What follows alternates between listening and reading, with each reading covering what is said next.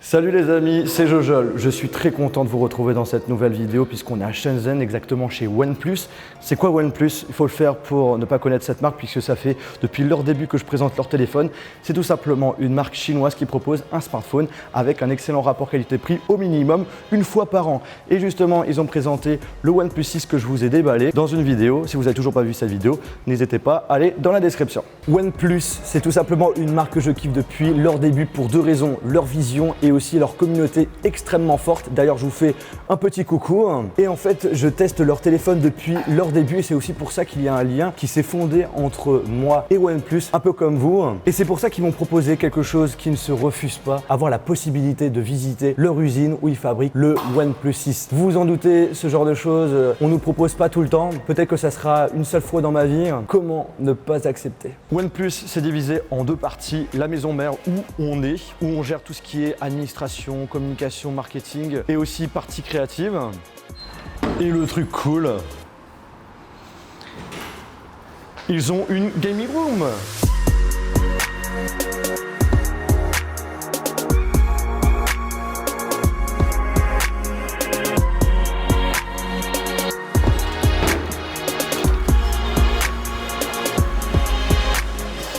Et le truc cool aussi, hop, hop, hop. Ils ont une salle de sport.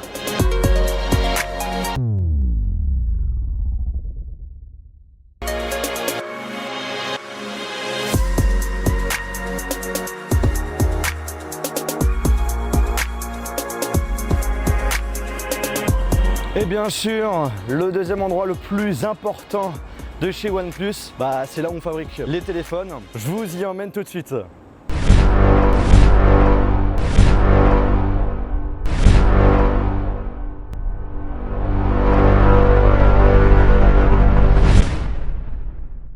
Alors là, vous êtes en train de vous dire comment ça se fait qu'il y a plein de bâches autour de nous. C'est très simple parce que voilà, le OnePlus 6, il sort officiellement dans un mois. Là, le jour de tournage, le téléphone sera déjà sorti. Mais du coup, pour éviter les fuites, c'est pour ça qu'il protège un petit peu tout autour. Et ici, c'est la partie production d'écran. Tout simplement, donc il y a une dizaine de lignes de production. Et pour vous donner une idée, il faut environ pour chaque ligne, chaque jour, 3000 assemblages d'écran avec le châssis. Première étape très importante sur la ligne de production où on assemble tout ça, il y a une personne qui vérifie un par un chaque châssis pour bien vérifier s'il n'y a aucun défaut. Et s'il voit un défaut, il le met de côté. Quand c'est bien vérifié, le châssis, on va le mettre où? Dans cette machine. Et dans cette machine, ça sert à quoi? En fait, elle va tout simplement mettre de la colle tout autour du châssis. Et puis, le cher monsieur va mettre tout ça ici. Et qu'est-ce qu'on va faire là-dedans? Eh bien, c'est très simple. On va coller l'écran avec le châssis. Quand tout est bien fixé, il y a encore une nouvelle vérification, justement pour voir par exemple s'il n'y a pas de colle qui a débordé. Et on vérifie également si l'écran est bien fixé. Ensuite, dès que la connectique est fixée sur l'écran et qu'il va aller directement vers la carte mère, il y a une vérification pour voir justement s'il n'y a pas de pixels morts, si les couleurs sont bonnes. Et puis pour finir, on a fini la partie écran. Alors là, vous êtes en train de vous dire, mais qu'est-ce que j'ai au poignet? C'est tout simplement une prise de terre qui permet d'éviter d'abîmer les composants à cause de l'électricité statique. On va ensuite reprendre la partie avant qu'on a faite juste au début et ils vont fusionner la carte mère et l'appareil photo juste ici. Étape ensuite très importante pour ceux qui adorent faire des selfies, et bien ce cher monsieur va tout simplement mettre la caméra frontale dans la partie du haut du téléphone. Les selfies, c'est bien beau, mais ce qui est aussi important, c'est le son. Et justement, c'est ici où ils vont mettre le haut-parleur qui se situe en haut de l'écran. Et puis, il va rajouter également deux composants en dessous qui permet notamment de gérer le haut-parleur du bas ainsi que les antennes. Et les antennes seront reliées sur la carte mère par l'intermédiaire de deux câbles. En parlant du haut-parleur du bas, c'est tout simplement celui-ci. Et vous allez avoir une machine qui permet tout simplement, hop là, de positionner le haut-parleur vers le bas du téléphone. C'est bien beau d'avoir un haut et un bas, mais si on ne les connecte pas ensemble, ça fait rien. Et là, ils le font tout simplement. Par la suite, ils vont mettre une protection au niveau de la carte mère. Et c'est avec cette machine-là, justement, assez impressionnante. Regardez-moi ça, la rapidité. La machine va prendre une vis et la visser aussitôt sur le téléphone. Un téléphone sans batterie, ça sert à rien, on est d'accord. Justement, c'est ici où ils vont mettre la batterie. Et là c'est super important, regardez. Regardez, regardez. Il est en train de vérifier grâce à la machine si tous les composants sont bien alignés. Donc du coup, il y a des petits carrés rectangles verts ou rouges. Vert, ça veut dire c'est bon. Rouge, c'est pas bon. Faut réparer. Prochaine étape, cette machine va mettre de la glu tout autour du téléphone.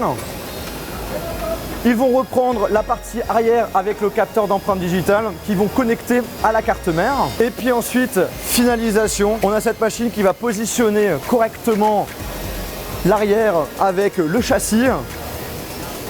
Et enfin, pour que tout soit bien fixé, il y a 3 machines qui permettent de faire la compression. Et quand tout est fini au niveau de l'assemblage, c'est séance nettoyage. On est d'accord, si on allume le téléphone, il n'y a rien qui s'affiche, c'est un petit peu con. C'est pour ça que justement, la phase ensuite, c'est d'installer l'OS directement dans le téléphone. Et ça se passe ici. Vous pensez que c'est déjà fini? Ah ben non, parce que en effet, il y a un contrôle de qualité, il y a plus d'une quinzaine de tests sur tous les téléphones. Ils vont tester la prise mini jack, le GPS, l'appareil photo, la stabilisation, l'autofocus, tout sur le téléphone. Et puis après, on va aller tout derrière. Et ensuite, quand tout est fini, ils vont nettoyer le téléphone, mettre un écran de protection et ça va être envoyé directement à l'équipe emballage où ils vont mettre le produit avec les accessoires dans la boîte et ensuite ça sera livré au client. Bon les amis, pour finir cette vidéo, petite surprise, je vous emmène dans l'endroit où il y a des tests de résistance.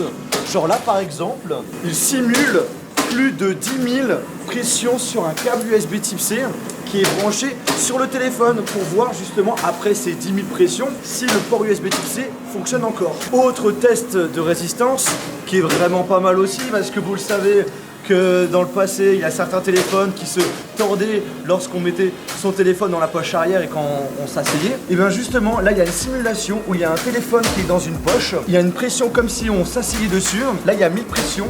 Et le but, c'est de voir après ces 1000 pressions si le téléphone est toujours impec. Après, autre test de résistance, ça me fait mal de voir ça, mais c'est pour la bonne cause. Vous avez tout simplement les téléphones qui vont tomber d'environ 15-20 cm de face et avant 10 000 fois. Et ensuite, ils vont faire tomber le téléphone sur chaque côté 2000 fois.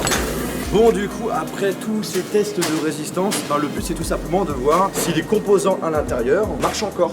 Bon finalement c'est toujours pas fini, on m'a dit qu'il y avait une petite salle un petit peu secrète que je vais apprécier à ce qui paraît puisque c'est une salle consacrée au drop test assez extrême. C'est ici, c'est ici, c'est ici. En fait c'est très simple, ils vont tester la résistance du téléphone avec une chute de 1,80 m.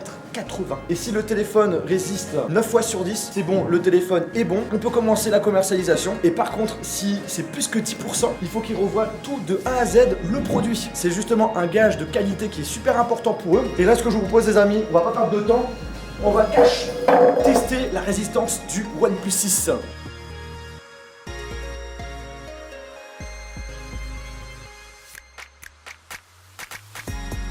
Oh.